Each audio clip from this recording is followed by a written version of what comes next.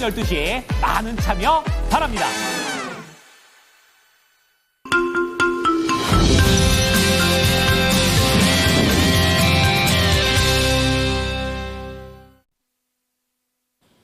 자, 모닝 스탠바이 들어가 보겠습니다. 바로자산운용의 윤정식 상무입니다. 상무님, 안녕하십니까? 네, 안녕하세요. 자, 금요일장 앞두고 있는데 이 뉴욕 증시가 계속해서 변동성을 보이니까 최근에 약간 투자 심리도 많이 좀 불안해지는 것 같습니다. 자, 오늘장 개장하기 전에 체크 포인트로 봐야 될 것들 어떤 게 있을까요? 네, 증시의 피로감이 굉장히 많이 쌓이는 것 같습니다. 그러니까 투자자의 입장에서 보면 스트레스가 많이 쌓이는 시장이죠. 그러니까 국내 증시 상대적으로 잘 버팁니다. 잘 버틴다라는 점은 분명히 좋죠. 미국 시장만큼 많이 하락하지 않고요.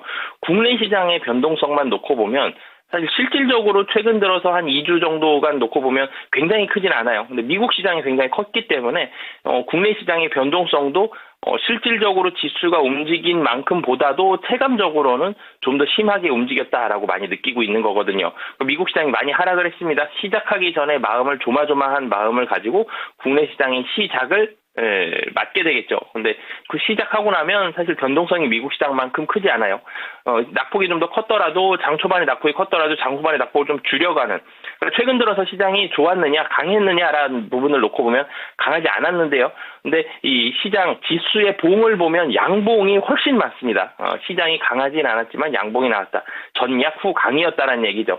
상대적으로 국내 증시가 잘 버텨주긴 했지만 미국 시장에서부터 온 그런 피로감 때문에 국내 시장이 좀 더 약한 것처럼 심리적으로 좀 느껴지는 그런 상황들이 있었는데요. 우선 미국 시장부터 말씀을 드리면 어젯밤 미국 시장도 좋지 않았습니다. 또 국내 시장 오늘도 시작하기 전에 또 가슴을 조금은 좀 졸여야 되는 그런 입장인데요. 미국 증시는 물가 안정 그리고 고용 안정 다 좋았어요. 물가도 컨센서스를 하회했기 때문에 물가가 좋았다. 물가가 좀 안정적인 모습들을 보여준다. 고용도 안정적인 모습 보여준다. 그런데 이 뒤에 오는 게 훨씬 강하게 느껴지죠. 그러니까 미국 시장은 지금 악재에 좀 더 민감하게 반응하는 그런 시장이기 때문에 물가와 고용이 좋았다 보다는 뒤에 있는 무역 분쟁과 셧다운에 대한 우려감. 셧다운 우려감은 사실 예산안 때만 되면 계속적으로 좀 나오는 그런 상황들이긴 한데 셧다운 우려감은 계속 있습니다만 결론적으로는 셧다운은 항상 해결이 되죠. 셧다운도 이번에 악재로 작용하긴 했습니다만 무역 분쟁. 이 미국에서 사실 증시보다는 좀 더 실리를 좀 더 취하고 증시의 변동성 이런 부분들을 크게 신경 쓰지 않겠다라는 이런 모습들이 계속적으로 나오고 있기 때문에 주식시장은 이런 부분을 좀 부정적으로 받아들이는 그런 상황이었고요. 반도체에 관련한 종목들 대체적으로 하락을 했습니다. 인텔은 좋았죠. 이전 CEO의 복귀로 인해서 급등하는 모습을 보여줬는데 인텔이 급등했기 때문에 상대적으로 필라델피아 반도체 지수의 하락폭은 제한적이었습니다. 그렇지만 인텔을 제외한 나머지 반도체는 대부분 좀 하락을 했다라고 보시면 되겠고요. 그리고 테슬라도 하락을 했죠. 중국 시장에 대한 부분들, 이런 부분들이 계속 부정적인 뉴스들이 좀 나오면서 전망들이 좀 나오고요. 그러면서 대형 기술주들은 하락을 했습니다. 애플도 하락했고요. 대형 기술주 하락을 했는데 미국에서는 대형 기술주가 경기 민감주죠. 이 빅테크 기업들을 거의 경기 민감주의 성격으로 좀 해석을 해보시면 좋을 것 같고요. 그럼 상대적으로 미국 시장 불안했기 때문에 경기 방어주에 대한 모습들, 통신과 유틸리티, 일부 헬스케어 종목도 상승을 하긴 했습니다만 헬스케어 섹터가 상승했다라고 보기에는 종목 수가 상당히 좀 부족했어요. 그래서 섹터별로 놓고 보면 통신과 유틸리티, 국내도 마찬가지죠. 경기 방어 섹터가 어떤 섹터 있습니까? 라고 물어보면 통신과 유틸리티예요. 이전에는 식품주 있었는데 이제 식품이 수출을 많이 하기 때문에 식품주들보다는 통신주와 유틸리티가 경기 방어주의 가장 큰 그런 성격을 좀 가지고 있는데 미국 시장도 마찬가지죠. 시장 불안했기 때문에 통신과 유틸리티 좀 상승을 했습니다. 국내 시장으로 좀 넘어와 보면 코스피 같은 경우 어제 외국인 수급만 놓고 보면 굉장히 안 좋았을 것 같거든요. 외국인이 4,800억 순매도했습니다. 그런데 지수는 약보합이죠. 1포인트 하락했습니다.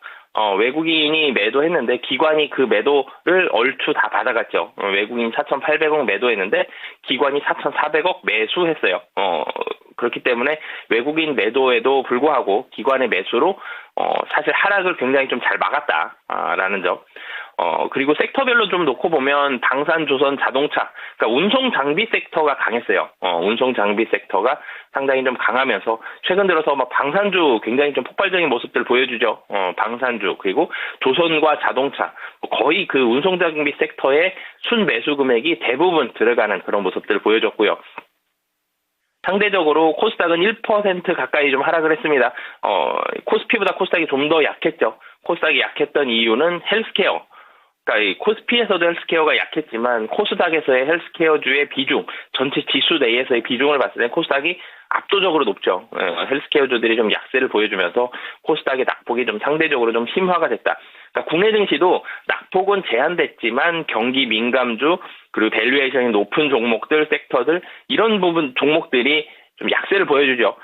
지수는 하락이 제한적이었지만 시장은 아직 좀 불안하다. 불안할 땐 밸류에이션 높은 종목, 신용 비율 높은 종목, 사실 공매도도 앞두고 있죠. 비슷하게 겹치는데 이런 종목들에 대해서 매도가 좀 집중이 되고 있기 때문에 헬스케어주들이 약세를 보여주면서 코스닥이 상대적으로 좀 약세를 보여준다라는 점. 지수도 마찬가지죠. 코스피가 제가 생각보다 좀 잘 버텨줬다라는 말씀을 드렸죠. 양봉이 훨씬 많고요. 근데 코스닥은 음봉이 더 많아요. 그만큼 코스피보다는 코스닥이 최근 들어서 좀 더 약한 모습들 좀 많이 나타난다라는 점. 그러니까 시장은 좀 불안감을 여전히 좀 느끼고 있다는 점을 지수를 통해서도 좀 알 수 있고요. 오늘도 지수 좋을 가능성이 좀 낮죠. 하락할 가능성이 훨씬 높은데 그렇지만 하락은 좀 제한적인 모습을 보여줄 가능성이 훨씬 좀 높습니다. 그래서 지수는 계속적으로 좀 박스권 움직임, 3월 말, 4월 초 정도까지는 계속 박스권 생각을 해야 될 것 같고요. 그러면서 이 박스권 움직임 속에서 대외 변수에 따라서 지수가 많이 등락을 거듭할 가능성이 좀 높다라고 보시면 되겠습니다. 자, 미국장 대비해서 선방을 하고 있는데 피로감은 쌓이고 있는 모습입니다. 지금 박스권을 좀 예상을 하고 있는데 그런 만큼 종목을 좀 빠르게 종목 중심으로 매매 전략도 유효해 보입니다. 자, 그렇다면 오늘 모닝 관심주 들어가 보겠는데요. 11일 날 말씀해 주셨던 종목 중에서 현대로템을 한번 좀 부탁드리겠습니다. 말씀 이후에 계속해서 우상향하고 있고 이 방산 섹터에 대해서는 좋은 관점들이 많은데요. 어떻게 보십니까? 네, 사실 생각보다 더 빠르게 올라갔어요. 방산이 좋죠, 지금. 사실 시장에서 무언가의 이 반도체, 2차 전지, 그리고 자동차라든지 이 헬스케어, 무언가 어떤 섹터를 적극적으로 사기에 지금은 이 시장을 이끌어갔던 섹터들 중에 적극적으로 사기에 좀 만만치 않은 감이 있죠. 그런데 이 와중에 거시적으로 좀 넓게 봤을 때에서도 수혜를 받을 수 있고, 그리고 개별 종목을 봤을 때에도 수혜를 받을 수 있는 게 지금은 국내 방산 수출주들이죠. 그중에서 지금 현대로템이 대장주의 모습을 보여주고 있는데 단기적으로 좀 많이 올라갔다라는 게 부담이 될 수 있습니다. 투자자들 입장에서 충분히 부담감이 될 수 있는데 물량들을 잘 받아가고 있어요. 특히 수요일 같은 경우는 윗꼬리를 굉장히 길게 달았거든요. 장중에 놓고 보면 장중 고점이 11%까지 올라갔는데 종가는 2%였어요. 그러니까 9%인데 이게 다 개인 물량 받아간 거였거든요. 개인 물량들을 소화했는데 그럼 이 물량들을 누가 받아갔느냐? 수요일은 외국인이 받아갔고요. 목요일은 외국인과 기관 중에서도 투신과 연기금이 많이 받아갔거든요. 여기에서도 더 적극적으로 사겠다라는 게 수급적으로 좀 나타났기 때문에 단기적으로 오른 부분에 대한 부담감보다는 더 긴 호흡으로 보시면서 지금도 사실 PBR 기준으로는 저평가거든요. 현대로템은 좀 긴 호흡 보시면서도 지금 자리에서도 부담감이 좀 덜하다라고 보시면 되겠습니다. 네, 중장기 전략도 유효하다라고 얘기를 해주셨네요. 자, 그럼 이제 하나씩 들어가 보겠습니다. 첫 번째 키워드 어디에서 잡으셨습니까? 네, 시황 좀 주식시장 전망 좀 말씀을 드리려고 하고요. 3월달 그리고 2분기 주식시장 어떻게 될 것인지 이런 부분들 좀 말씀드려보도록 하겠습니다. 네, 앞서서 미국장 대비해서 선방은 하고 있다고 했는데 그래도 이 전체적인 그림을 알지 못하면 전략이 좀 나오지 않을 것 같습니다. 현재 시황과 그리고 2분기 어떻게 내다보십니까? 사실 2월 달은 좋았죠. 시장 예상보다 훨씬 좋았습니다. 2월 달에 고점을 형성했죠. 2,700 가는 줄 알았습니다. 저도. 시장에서는 고점 예상을 2,600 혹은 2,650 이상 잡은 이 리서치 센터가 별로 없었는데요. 그런데 그걸 더 뚫고 올라갔죠. 2,700 갈 뻔했는데 트럼프가 깨뜨렸죠. 2월 달에 고점 형성 이후에 관세 우려감으로 다시 2,500포인트대로 좀 하락을 하는 그런 모습들을 보여줬는데 2,500포인트 대에서 좀 전에도 말씀드렸지만 상대적으로 잘 버텨주고 있죠. 그러니까 버텨주고 있다는 게 긍정적이긴 합니다. 미국 시장 하락 많이 했는데 이전 같으면 지금 벌써 2400선도 깨졌을 그런 상황들이 분명히 2400포인트가 깨졌다 그래도 미국 시장 놓고 보면 그렇게 어색하진 않죠. 그런 상황들이 있었음에도 불구하고 국내 시장 2500포인트 중반에서 굉장히 잘 버텨주고 있는 그런 모습들인데 결론부터 좀 말씀을 드리면 국내 증시는 3월 중순을 저점으로 바닥, 그러니까 사실 이번 주 혹은 다음 주 정도가 저점이 될 가능성이 굉장히 좀 높습니다. 바닥을 형성한 이후에 좀 횡보를 하다가 3월 말이나 아니면 4월 정도에 다시 한번 추가적인 상승세를 보여주면서 2분기 그리고 그 이후까지도 우상향이 좀 전망이 된다라고 보시면 되겠습니다. 뭐 가장 크게는 실적 봐야 되는데 우선은 실적, 국내 증시에 대해서 실적을 봐야 되는 섹터가 1번은 반도체고 2번 자동차죠. 가장 큰 비중을 차지하고 있습니다. 특히 반도체 같은 경우가 2분기에 얼마나 많이 좋아지느냐 여기에는 물음표가 좀 많이 달려 있어요. 그렇지만 1분기 저점은 좀 굉장히 가능성이 좀 높다라는 점. 특히 삼성전자가 1분기 실적 저점일 가능성이 굉장히 좀 높죠. 그러면서 2분기 이후는 반도체 업황 개선 기대감이 굉장히 높다. 증시는 선반영하죠. 그래서 1분기 후반 혹은 2분기 초반부터 반도체에 대한 실적 기대감이 좀 높기 때문에 국내 시장 수급적으로 좀 좋을 가능성이 좀 높고요. 그리고 환율도 봐야 되죠. 유럽 경기가 점진적으로 사실 유럽 경기 회복이 된다는 점이 작년에 너무 안 좋았기 때문에 지금 작년보다 조금씩 좋아지고 있는 그런 상황이긴 합니다만 어찌됐든 유럽 경기의 회복 그리고 일본의 금리 인상 이런 부분들이 있기 때문에 원달러 환율의 점진적인 하락 그러니까 달러의 약세 혹은 원화의 강세가 좀 예상이 된다라는 점. 원화 강세된다라 그러면 외국인 수급적인 부분들은 충분히 좀 긍정적일 수 있죠. 그리고 트럼프도 봐야 되죠. 트럼프 관세 리스크 계속 나오고 있습니다. 지금 확실히 완화가 됩니다. 라는 얘기는 못 드리지만 3월 말 정도 되면 완화가 되겠죠. 어느 정도 윤곽이 나옵니다. 4월 초에도 윤곽이 좀 나오고요. 그래서 3월 말 4월 초에는 트럼프 관세 리스크, 윤곽도 나오고요. 피로감도 많이 쌓이고 내성도 생기고요. 모든 게 다 갖춰지면서 트럼프 관세 리스크도 좀 줄어들 가능성이 좀 높다라는 점. 뭐 여러 가지 부분들이 3월의 저점 가능성을 굉장히 좀 높게 만들 수 있는 매크로적인 그런 상황들이 펼쳐지겠는데요. 근데 주의해야 될 점이 한 가지가 있죠. 3월 말에 이제 공매도가 재개가 됩니다. 코스피 200, 코스닥 150에서 이제 전 종목으로 확산이 되죠. 전 종목으로 확산이 되면 물론 공매도는 길게 봤을 때 이 시간에도 말씀을 드렸지만 길게 봤을 때는 그냥 지수 따라갑니다. 지수 따라가지만 단기적으로는 분명히 물량이 좀 나온다라는 점. 약 한 일주일 정도는 이 공매도 재개가 되고 약 한 일주일 정도는 수급적으로 많이 흔들릴 수 있다라는 점. 특히 외국인의 매도가 특정 종목들에 좀 집중이 될 수 있고 그 집중이 될 만한 종목들은 신용 비율이 높거나 밸류에이션이 굉장히 높고 급등한 종목들 이런 종목들에 좀 집중이 될 수 있기 때문에 단기적으로 공매도 이후는 좀 주의를 하셨으면 좋겠고요. 그 시점만 제외하고 놓고 본다라면 3월 저점으로 해서 2분기부터는 점진적으로 올라갈 가능성이 매우 높다라고 보시면 되겠습니다. 종목, 관련 종목 좀 말씀을 드리면, 반도체가 제가 회복이 된다라는 말씀을 드렸죠. 국내 증시도 회복이 됩니다. 겹치는 종목, 제일 먼저 떠오르는 게 삼성전자죠. 정말 답답한 주가의 흐름을 보여주고 있습니다. 약 한 5, 6개월 정도 된 것 같은데요. 5만원 초반에서 5만원 후반 이 사이에 박스권을 계속 움직여주고 있습니다. 이제 좀 올라가나 했는데 다시 떨어지고, 이제 좀 올라가나 했는데 다시 떨어지고, 엔비디아의 모멘텀이 사실 나오더라도 폭발적인 상승의 모멘텀을 지금 보여주기는 만만치 않아요. 그렇지만 1분기는 확실하게 좀 저점이다. 2분기에 얼마나 빠르게 올라갈지는 물음표 있지만 1분기가 확실하게 저점이다라는 점. 1분기에 그리고 휴대폰도 잘 팔렸죠. 이런 부분들을 봤을 때 그리고 이 주가적인 면에서도 굉장히 밸류에이션적으로도 싸다라는 점. 이런 부분들을 봤을 때 뭐 추세적인 상승이 나오면서 이전처럼 뭐 7만 원대 후반 8만 원까지 빠른 속도로 올라간다. 여기는 아직은 모릅니다. 그렇지만 6만 원은 충분히 좀 넘어갈 수 있는 밸류에이션, 그러니까 실적을 가지고 있다라는 점. 이런 부분들 봤을 때 삼성전자 관련된 종목으로 보시면 좋을 것 같고요. 뭐 단기적으로는 1차적인 목표가죠. 6만 원 잡으시면 좋을 것 같습니다. 네. 말씀해 주셨던 대로 3월에서 좀 바닥을 좀 찍고 4월에 좀 올라가기를 바래 보겠습니다. 삼성전자였습니다. 자, 두 번째 키워드 넘어가겠습니다. 어디에서 찾으셨습니까? 네, 유리기판 좀 말씀을 드리겠고요. 유리기판 사실 지금은 적용 못해요. 적용 못하지만 적용이 될 가능성이 굉장히 좀 높은 상황이다라는 점, 그래서 향후에 대해서 좀 주목을 해보시면 좋을 것 같고요. 최근 들어서 시장에서도 주목 많이 받고 있죠. 그래서 유리기판 말씀드리도록 하겠습니다. 네, 뭐 크게 PCB처럼 회로기판하고 유리기판하고 두 가지 정도로 전 나눠서 생각을 하는데 확실히 회로기판도 올라오긴 했지만 유리기판은 그거의 배 이상의 퍼포먼스를 보여주고 있습니다. 앞으로 어떻게 될까요?